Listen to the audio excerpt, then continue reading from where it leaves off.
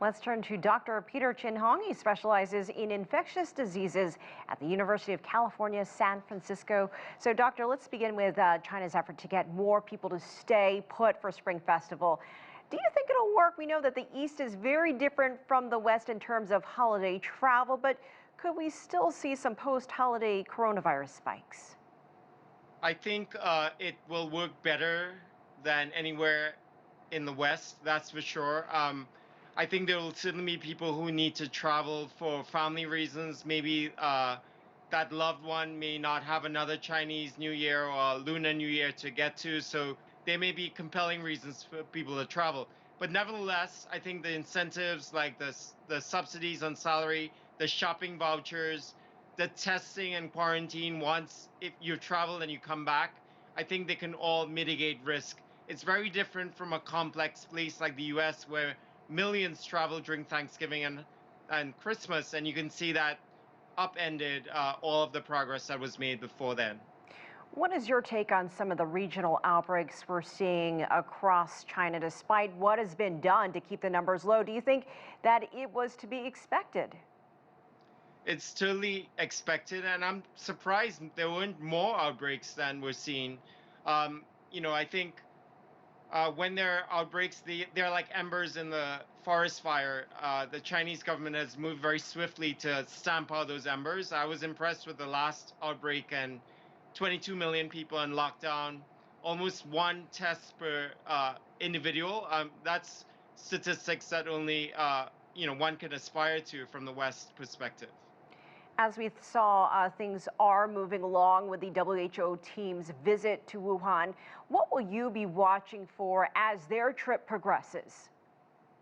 Well, I'll be hoping for transparency and openness. I know that the WHO team wants to interview uh, many people, not just scientists, but people whose parents, whose family members were affected by the Wuhan outbreak.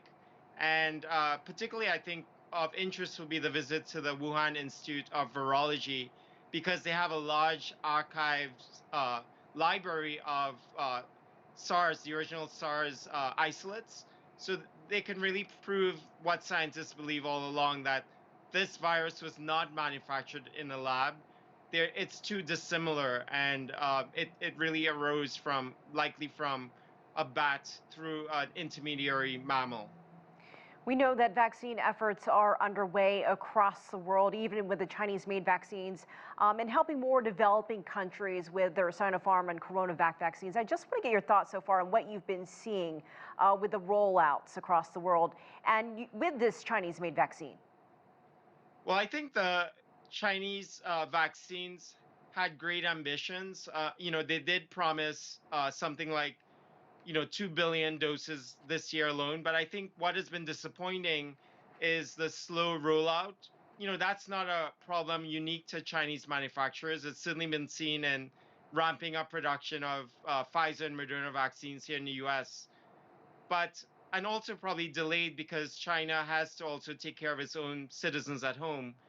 They're hoping to vaccinate at least 15 million people before the New Year, which won't, unfortunately, make a much of a dent in a country with, you know, more than a billion people.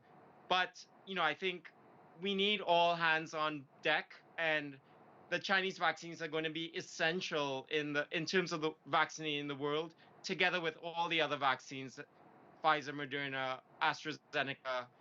They all play a part because we just need to immunize as many people as possible before the variants take up shop.